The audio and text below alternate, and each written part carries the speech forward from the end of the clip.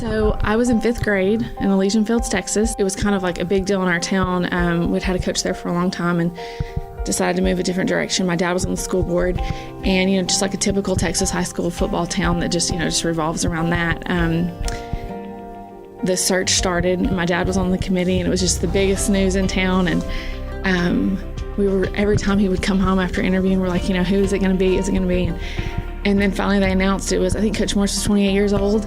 It was just huge news in our town. And I remember meeting him and Paula and Mackenzie, his oldest daughter, was 18 months old. I just instantly fell in love with their little girl, and I played with her the whole time. And so I kind of became their babysitter. My cousin was his quarterback. Our families just became really, really close. And we vacationed together in Destin, Florida.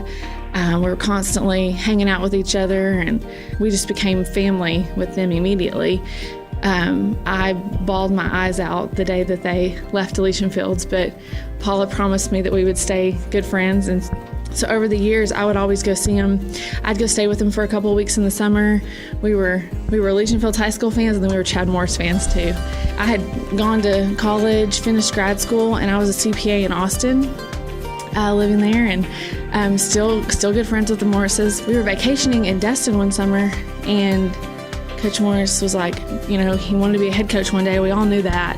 And he started talking to me about this role in recruiting that he thought I'd be really good at. And I thought it was crazy. I was like, no, I was inside the box. I was going to be an accountant forever.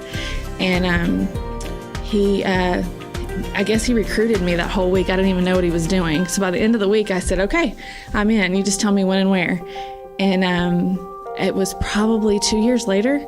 He got the job at SMU, and he called me and said, are you in? And I said, for sure. Just tell me when I need to be there. I didn't ask any questions. I didn't know how much I was going to get paid or if I had benefits or whatever. And my parents were like, okay, Brooke, we love Chad, but you've got to ask some questions because you have a really stable job and you don't have any clue. But I was in from the beginning, and it was literally like hopping on a roller coaster, and it hasn't stopped since.